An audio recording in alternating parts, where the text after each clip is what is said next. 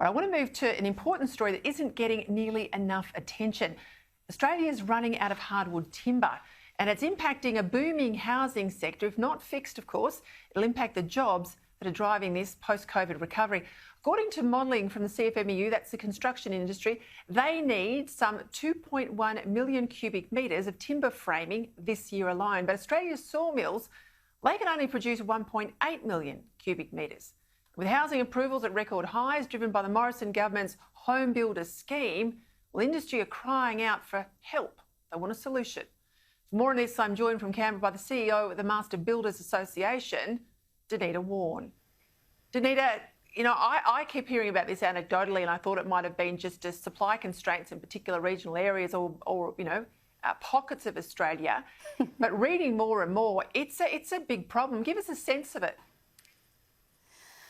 Well, Peter, I think it's shown by the statistics that we usually import around 20 to 25% of our timber, structural timber, but we're only getting about 7 or 8% of it, and we're in the middle of a boom. And so we've got a shortage in the country, but however, we've also got sawmills underutilised and logs staying in situ. So we've got some logistical challenges to face, but equally there is a longer term issue here. Have we got our sovereign capabilities right to meet our housing needs in the future? And it's really highlighted the problem that we're currently facing. But there is a critical shortage. We've just got our survey out today that shows timber shortages is the most acute problem facing the industry at the moment. Okay, so this is a case of the anecdotal being right. I'll get to the sovereign capacity. I think it's critically important in just a moment. Give us a sense of what this is doing, once they grind to a halt on a building site, what it's doing to jobs and the broader sort of construction build. Well, obviously, structural timber is critical for residential building. The vast majority of our homes, particularly on the East Coast, utilise timber. And as a consequence, instead of 4-week delays, we're experiencing 20-week delays in accessing timber. That means things grind to a halt and the subsequent work on a building that heavily relies on up to 40 trades cannot continue. So that means also no progress payments, and therefore there are cash flow issues for the builder that bears the brunt of these problems, and clients of course are getting increasingly frustrated. So the focus for us is being, how do we solve this solution? Are there domestic solutions? Are there international solutions? Because this is critical not only for our members but also the community at large that have been so focused on home building, and as you quite rightly say, that is really central to economic recovery in this country. And look, clearly I'm not a builder, right? So I underappreciated, I thought it must have just pertained to weatherboard homes, but of course I underappreciated how much most homes require in terms of structural timber. That's also the challenge with the boom. Absolutely. Virtually, as I said, virtually every home, regardless of what they're clad in, is requiring structural timber.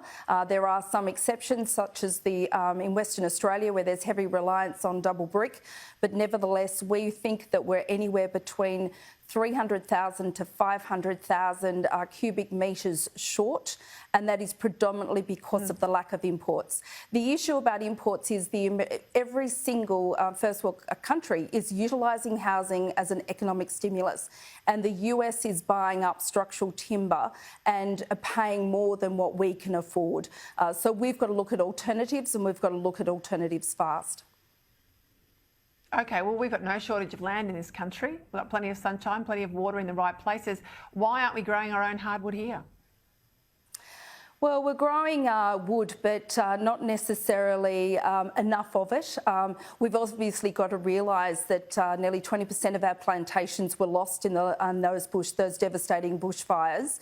So that has certainly had an impact in terms of capabilities.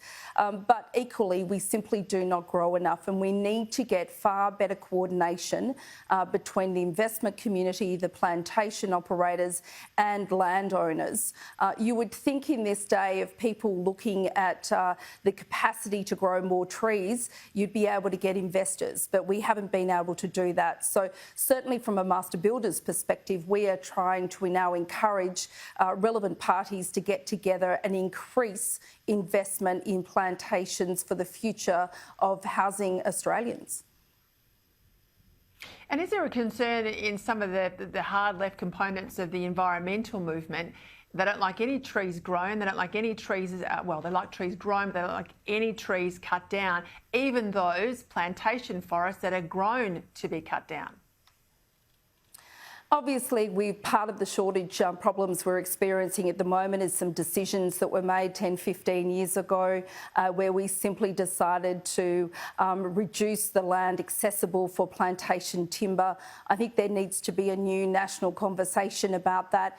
We're not wanting at all to start logging native and national forestry, but there is an opportunity for plantation timber. There are jobs in it. It means we can house more Australians and we've got greater sovereignty in terms of meeting the demands of the industry. And more importantly, there's opportunities also in terms of those carbon offsets. So it's a win-win all round. I can't understand why we're not seeing more investment into plantation timber, but that's a more longer term issue. The issue for us, Peter, at the moment is how on earth can we get more structural timber on the ground at a reasonable price for our members, and that's certainly the focus of our attention in the coming weeks.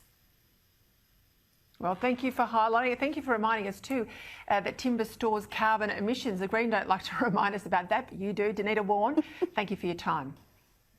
Pleasure.